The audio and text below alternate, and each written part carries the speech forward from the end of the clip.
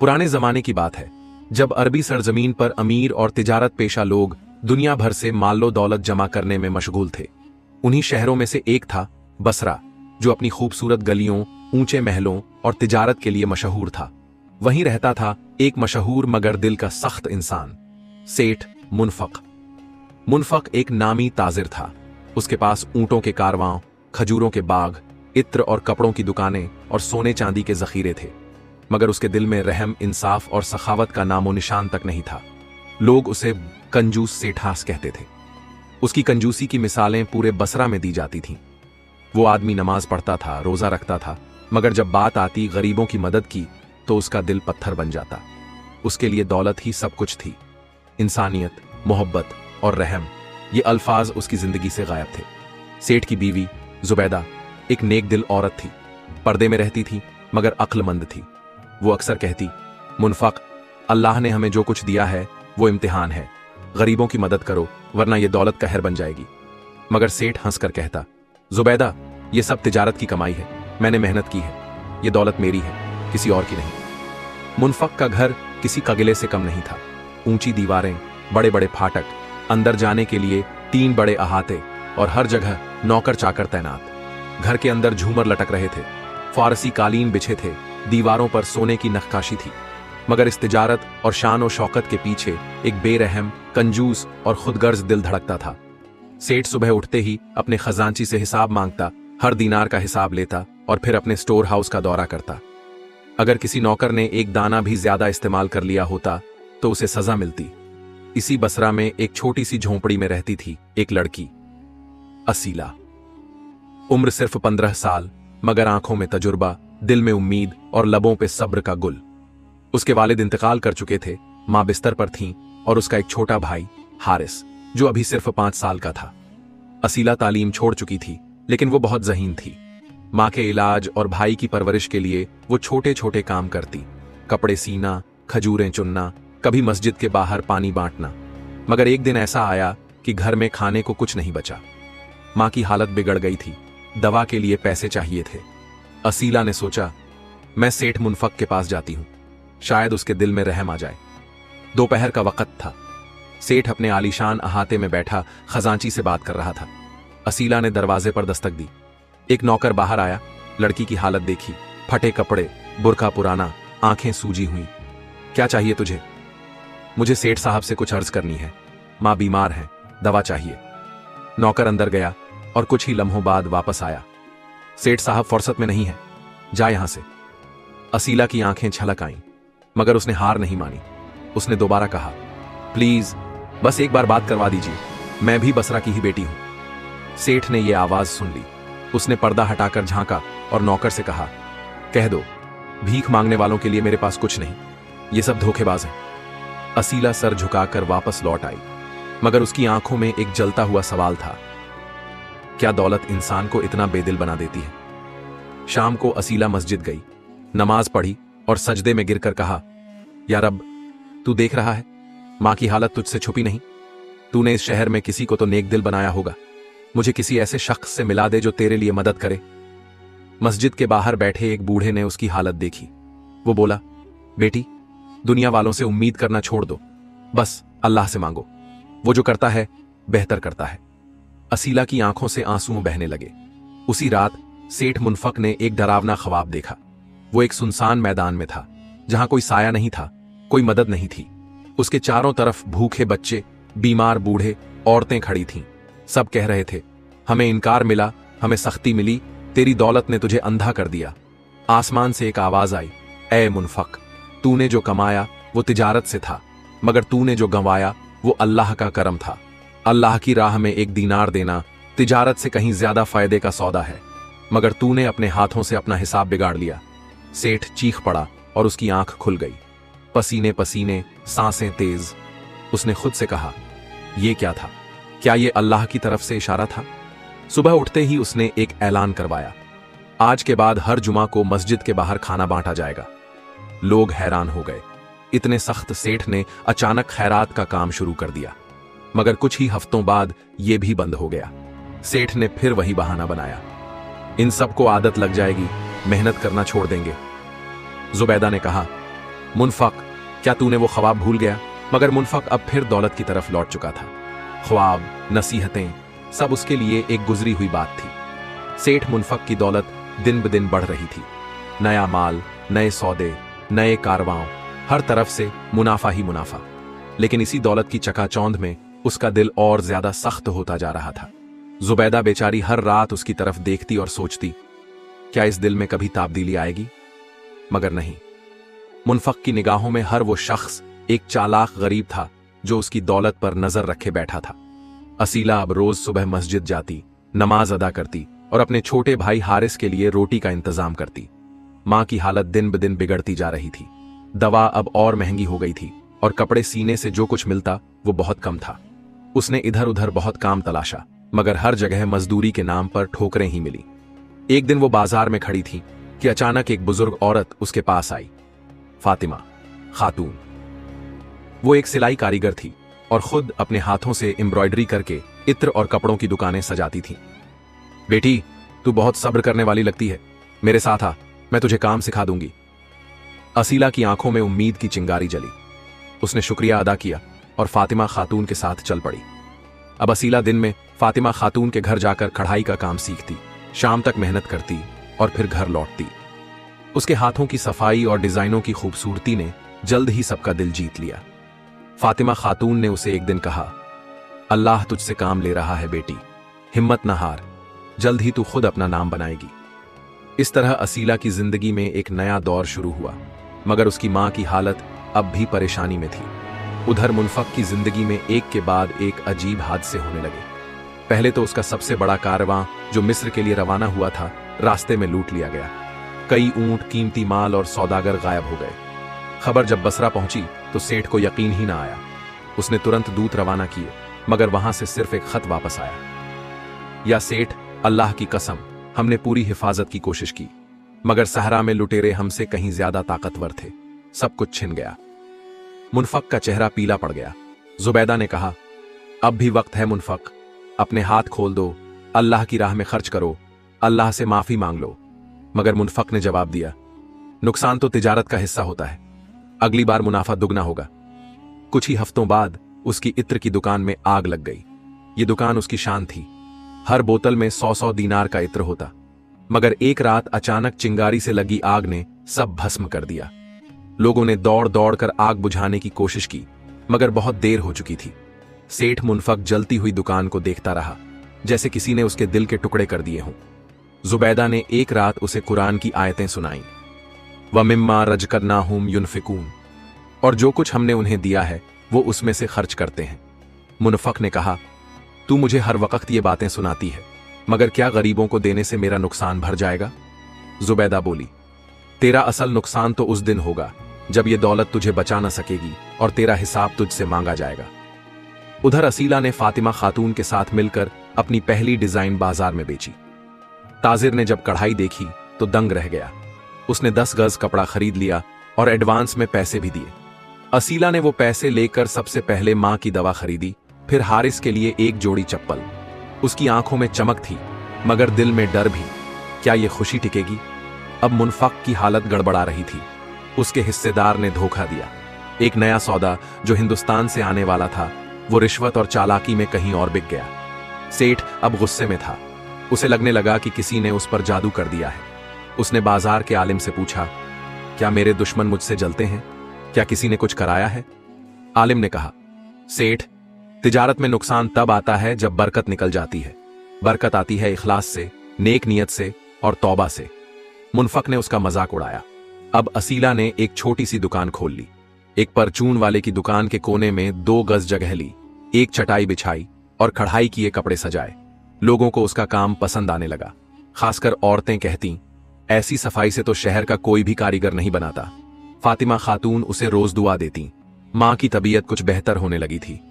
मुनफक की हालत दिन ब दिन खराब हो रही थी। अब उसके पास इतना भी नहीं बचा कि वो नौकरों को वक्त पर तनख्वाह दे सके। लोग उसका मजाक उड़ाने लगे। उसकी साख गिर गई थी। जो लोग कभी उसके एक इशारे पर दौड़ते थे, अब मुंह फेर लेते। और एक रात उसके मकान में डकैत घुस आए। वो उस वक्त अकेला था। नौकर भाग चुके थे। डकैतों ने तिजोरी तोड़ी, जो कुछ बचा था लूट लिया। सेठ एक कोने में दुबका बैठा था। उसके हाथ कांप रहे थे, आंखें खुली की खुली रह गईं। जब सुबह हुई तो वो जमीन पर बैठा था। उसकी जबान से सिर्फ यही निकल रहा था, मैंने क्या गलती की। जुबैदा पास आई, उसके सिर पर हाथ रखा और कहा, गलती ये थी कि तूने दौलत को रब बना लिया और रब को भुला दिया। सेठ मुनफक की तिजारत और शान और शौकत रेजा रेजा हो चुकी थी, मगर असली तब्दीली अब आनी थी, दिलों के अंदर, नियतों में और रूह के अंदरूनी हिसाब में। जब मुनफक का आखिरी कारवां भी लूट गया और डकैतों ने उसकी आखिरी तिजोरी भी खाली कर दी, तो एक रात वो मस्जिद के एक कोने में बैठा रो रहा था। आंखों में आंसू, लबों पर सन्नाटा और दिल में पहली बार एक सवाल, क्या अल्लाह मुझे फिर से कबूल करेगा। उसने कभी सजदा इतने आजिजी से नहीं किया था। पहली बार उसके माथे ने जमीन को छुआ तो रूह कांप गई। या रब, मैंने तुझसे मुंह मोड़ा, मगर तूने मुझे मेरी औकात दिखा दी। अब मैं तुझसे ही रहमत की भीख मांगता हूं।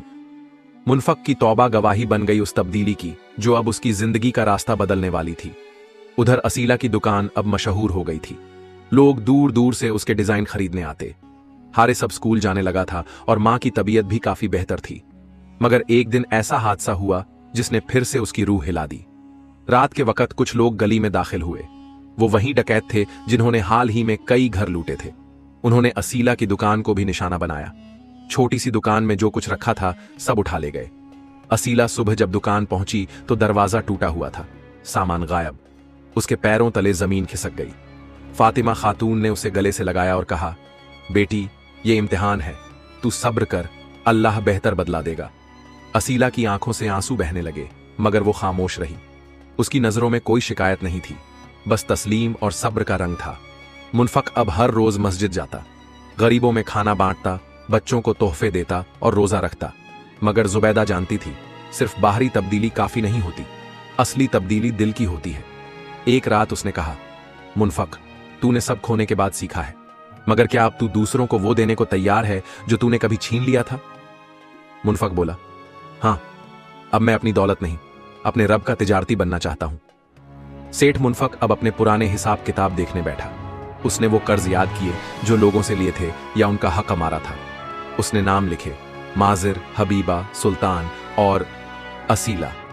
हां, उसे याद आया कि उसने कभी उस बच्ची को एक कपड़े का थान देने से भी मना कर दिया था। वो उस दिन दोपहर को फातिमा खातून के घर पहुंचा, सिर झुकाया और कहा, मैं उस बच्ची से माफी मांगना चाहता हूं। असीला सामने आई। मुनफक ने पहली बार उसकी आंखों में देखा, वो आंखें जिनमें तौहीन, शर्मिंदगी और अब सिर्फ सब्र था। बेटी, मैं तेरे सामने शर्मिंदा हूं, ये कुछ दीनार हैं, तोहफा समझ और इस जगह को फिर से आबाद कर। असीला ने हाथ नहीं बढ़ाया। उसने सिर्फ इतना कहा, अगर तौबा सच्ची है तो फिर मुझे नहीं, अपने रब को कुछ लौटा, किसी और असीला की मदद कर। मुनफक की आंखें भर आईं। पहली बार किसी गरीब ने उसे अमीरी का असली मतलब सिखाया था। कुछ ही दिनों में बसरा की एक बड़ी अमीर औरत रईसा बेगम असीला के काम की दीवानी हो गई। उन्होंने असीला को अपना स्थायी डिजाइनर बना लिया। अब असीला के डिजाइन मिस्र, शाम और मक्का तक जाने लगे। उसने अब फातिमा खातून के साथ मिलकर एक स्कूल शुरू किया, बिनाते सब्र जहां गरीब लड़कियां कढ़ाई, सिलाई और अदब सीखती थीं। मुनफक अब भी अपने गुनाहों की भरपाई में लगा था, मगर अल्लाह का इंसाफ अब पूरा होने वाला था। एक रात जब वो सफाई करवा रहा था तो पुराने घर के तहखाने में एक संदूक मिला। उसमें पुराने सोने के सिक्के, दस्तावेज और वो वसीयत थी जो उसके वालिद ने छोड़ी थी। वसीयत में लिखा था, अगर तू कभी गुरूर करे तो ये दौलत गरीबों के लिए छोड़ देना, इससे पहले कि तू रुसवा हो। मुनफक ने वो सारी दौलत उठाकर बिनाते सब्र स्कूल को दान कर दी। लोगों को यकीन नहीं हुआ। एक वक्त का बखील सेठ अब बसरा का सबसे सखावत वाला आदमी बन चुका था। असीला एक रोज मुनफक से मिलने आई। अब वो एक कामयाब कारीगर, तालीम याफ्ता औरत और दूसरों की मदद करने वाली रहनुमा बन चुकी थी। उसने मुनफक से कहा, मैंने तुझसे नफरत नहीं की थी सेठ, मैं बस ये चाहती थी कि तू समझे दौलत का मतलब क्या है। मुनफक की आंखों से आंसू बह निकले। उसने कहा, मैंने वो सब कुछ खो दिया जिससे मैं मोहब्बत करता था, और फिर अल्लाह ने मुझे वो सब कुछ दिया जो मैं कभी समझ नहीं पाया था। मुनफक की जिंदगी में तौबा के बाद जो सुकून आया, वो अब उसके हर लफ्ज, हर नजर और हर अमल में महसूस होता था। वहीं असीला, जिसकी आंखों ने तौहीन, जिल्लत और फाके देखे थे, अब उसकी मेहनत और सब्र रंग लाने लगे थे। मगर अल्लाह का इंसाफ अभी पूरा नहीं हुआ था। एक बड़ा इनाम अब भी बाकी था। सेठ मुनफक ने अपनी आलीशान हवेली को गरीब बच्चों के लिए मदरसा बना दिया था। जिस घर में पहले सिर्फ सोने की बात होती थी, अब वहां कुरान की तिलावत की सदा गूंजती थी। बच्चों की हंसी, दुआओं की खुशबू और इखलास का नूर हर कोने में रोशन था। लोग अब उसे हाजी मुनफक कहने लगे थे, मगर वो जब भी अपना नाम सुनता आंखें झुक जाती, क्योंकि वो जानता था कि ये इज्जत उसे उसकी सखावत या शोहरत से नहीं, बल्कि उसकी तौबा से मिली थी। असीला अब सिर्फ एक सिलाई करने वाली लड़की नहीं थी, बल्कि वो बिनाते सब्र स्कूल की सरपरस्त बन चुकी थी। उसकी कहानी अब हर गरीब लड़की की उम्मीद बन गई थी। उसकी दुकान अब एक वर्कशॉप थी, जहां सैकड़ों लड़कियां हुनर सीखती थीं। रईसा बेगम ने असीला को अपनी बेटी जैसा मान लिया था, और एक दिन जब मिस्र से बड़े ताजिर आए तो उन्होंने असीला के काम को देखकर कहा, हम चाहते हैं कि आप हमारे शहर में भी एक बिनाते सब्र की शाख खोलें। असीला की आंखों में आंसू आ गए। जिस लड़की को कभी एक थान तक नहीं मिला, अब उसकी कढ़ाई मिस्र और मक्का में पसंद की जा रही थी। असीला का भाई हारिस अब तालीम में सबसे आगे था। उसने बसरा के सबसे अच्छे मदरसे में दाखिला ले लिया था। उसकी आंखों में अब वो चमक थी जो कभी भूख और मायूसी ने छीन ली थी। फातिमा खातून का इलाज भी पूरा हो चुका था। अब वो मस्जिद में औरतों को कुरान पढ़ाती, सब्र और शुक्र का सबक देती और कहती, हमने रब पर भरोसा किया और उसने हमें वो दिया जो कभी सोचा भी नहीं था। एक दिन मुनफक, असीला और फातिमा खातून ने मिलकर फैसला किया कि इस बार हज के लिए निकलेंगे। मुनफक ने अपनी बची हुई दौलत से तीनों के लिए अर्ज-ए-मक्का का सफर तय किया। वो सफर जिसमें हर कदम पर आंसू थे, हर मक्का की गली में सजदा था और हर तवाफ में तौबा की ताजगी। काबा शरीफ के सामने खड़े होकर मुनफक ने कहा, या रब, तूने मुझे मिटाकर बनाया, गिराकर उठाया और अब अपना बना लिया।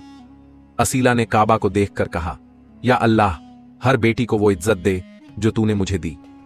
जब ये तीनों वापस लौटे तो बसरा का मंजर ही बदल गया था।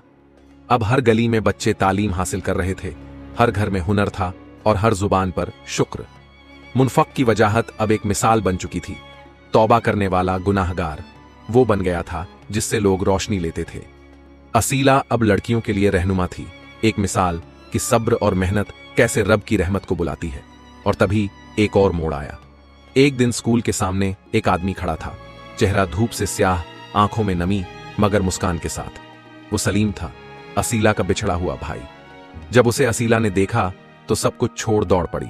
दोनों भाई बहन एक दूसरे से लिपट कर रोते रहे। सलीम ने बताया, सेठ मुनफक ने जब मुझे निकाल दिया था, मैं हिजाज चला गया था। वहां एक मजदूर बनकर काम किया, मगर हर रोज तेरी याद में आंखें भीगती थीं। आज जब सुना कि तू बसरा की सबसे इज्जतदार औरत बन गई है, तो रब का शुक्र अदा करके लौट आया। असीला ने मुनफक को देखा। वो अब नमाज के बाद कुरान पढ़ता और हर रोज किसी गरीब को खाना खिलाता। एक दिन उसने असीला से कहा, बेटी, अगर तू मुझे अपना बाप समझे तो एक बात कहूं, क्या तू अपने इस स्कूल का नाम मेरी बेटी हलीमा के नाम पर रखेगी? असीला की आंखें भर आईं। वो हलीमा जिसकी मौत पर मुनफक ने दिल बंद कर लिया था, आज उसका नाम असीला के काम का हिस्सा बन रहा था। उसने कहा, हां, मैं उसे अपनी बहन मानती हूं। अब बिनाते सब्र का नाम हो गया, दारुल हलीमा। कहानी अब मुकम्मल होने को थी। एक दिन बसरा के काजी ने शहर के सबसे नेक इंसानों को जमा किया और कहा, आज हम एक ऐसे इंसान को बसरा का खादिम अवाम का खिताब दे रहे हैं जिसने अपनी जिंदगी से साबित किया कि अल्लाह का इंसाफ कितना हसीन होता है। वो इंसान है हाजी मुनफक। तालियों से नहीं, दुआओं से वो महफिल गूंज उठी और उस वक्त असीला की नजरों में आंसू थे, नफरत के नहीं, शुक्र के। बसरा की हवाओं में अब वो पुरानी बेरुखी नहीं रही थी। फिजा में अब रहमत, इखलास और मोहब्बत की खुशबू घुल चुकी थी। एक शहर जो कभी दौलत के पीछे भागता था, अब नेकी की दौलत में जी रहा था। और इस तब्दीली का सबसे बड़ा किरदार मुनफक, असीला और वो सबक था जो रब ने उन्हें आजमाइशों के रास्ते सिखाया। अब मुनफक की उम्र ढल चुकी थी, दाढ़ी सफेद हो चुकी थी, कमर झुक गई थी, मगर आंखों में तौबा का नूर और जबान पर सिर्फ अल्लाह अल्लाह। एक सुबह जब सूरज ने बसरा की गलियों को सुनहरी रोशनी से नहलाया, मुनफक ने असीला को पास बुलाया। बेटी असीला, उसने नरमी से कहा, मेरी एक आखिरी ख्वाहिश है। मैं चाहता हूं कि मेरी कब्र मदरसे के उस बाग में बने जहां बच्चे कुरान पढ़ते हैं, ताकि मेरी रूह को वो सुकून मिले जो मैं सारी जिंदगी ढूंढता रहा। असीला की आंखों से आंसू बहने लगे। उसने सिर झुकाकर कहा, अल्लाह ने आपको माफ किया, अब आपकी ख्वाहिश भी पूरी होगी। कुछ ही दिनों बाद जुमा की नमाज के बाद मुनफक ने मस्जिद के अहाते में एक गरीब बच्चे को खाना खिलाया, उसके सर पर हाथ फेरा और फिर 2 रकात नमाज अदा की, सजदे में गया और वहीं से रब से मिलने चला गया। पूरे बसरा में गम का सन्नाटा था। मस्जिदों में दुआएं, घरों में आंसू और गलियों में खामोशी थी। एक वो शख्स जिसे लोग कभी कंजूस मुनफक कहते थे, आज उसे लोग वली उल्लाह कहकर याद कर रहे थे। मुनफक की वसीयत के मुताबिक उसका सारा माल दौलत दारुल हलीमा के नाम हो गया था। असीला अब उस नेक मकसद की वारिस थी जो मुनफक ने शुरू किया था। उसने बसरा, हिजाज, मक्का और मिस्र में दारुल हलीमा की शाखें बनाईं। हजारों यतीम लड़कियां वहां पढ़तीं, कढ़ाई सीखतीं और सबसे बढ़कर अपने रब से जुड़तीं। फातिमा खातून अब हर दिन मस्जिद में बैठकर औरतों को कुरान पढ़ातीं और अल्लाह की रहमत के किस्से सुनातीं। हारिस एक आलिम ए दीन बन चुका था और अब दारुल हलीमा में लड़कों को इल्म सिखाता था। सलीम, जो सालों पहले बिछड़ गया था, अब उसी इदारे में नजर रखता और इंतजाम करता। एक रात असीला अपने कमरे में बैठी थी। सामने एक लैपटॉप खुला था जिसमें एक वीडियो चल रही थी, कंजूस सेठ और अल्लाह का इंसाफ। वो वीडियो जो उसकी जिंदगी की कहानी थी, मगर अब वो लाखों लोगों के दिलों को छू रही थी। उस वीडियो के नीचे हजारों कमेंट्स थे। मैंने ये कहानी देखकर रो दिया। मेरे वालिद भी बहुत कंजूस थे, अब मैंने उनसे मोहब्बत करना शुरू किया है। असीला जैसी हिम्मत हर लड़की को मिले। असीला की आंखों से भी आंसू बहने लगे, मगर अब वो आंसू गम के नहीं थे बल्कि शुक्र के थे। उसने सिर उठाया, आसमान की तरफ देखा और कहा, या रब, तूने मेरी तौहीन को इज्जत बना दिया, तूने मेरी भूख को सवाब बना दिया, तूने मेरी मेहनत को सबक बना दिया। इस कहानी का आखिरी सबक बहुत सादा है मगर बहुत गहरा। कभी किसी की मजबूरी का मजाक मत उड़ाओ, क्योंकि कल वही मजबूत बनकर तुम्हारे सामने खड़ा होगा। दौलत से नहीं, नियत से इज्जत मिलती है। सब्र करने वाला कभी खाली हाथ नहीं लौटता और तौबा करने वाला रब का सबसे अजीज बन जाता है। अगर अल्लाह इंसाफ करता है तो वो इंतकाम नहीं लेता, वो हिदायत देता है, और यही सबसे बड़ी रहमत है। वीडियो को लाइक करें ताकि हमें और हौसला मिले। अपने दोस्तों और परिवार के साथ शेयर करें ताकि और लोग भी इस वाकया से सबक ले सकें। चैनल को सब्सक्राइब करें और बेल आइकॉन दबाएं ताकि आप हमारी नई कहानियों को मिस न करें। कमेंट में बताइए कि इस वाकया ने आपको क्या सबक दिया और अगली कहानी किस टॉपिक पर होनी चाहिए। कमेंट में जरूर बताइए। जल्दी मिलते हैं एक और नई इबरतनाक इस्लामिक कहानी के साथ। अल्लाह हाफिज।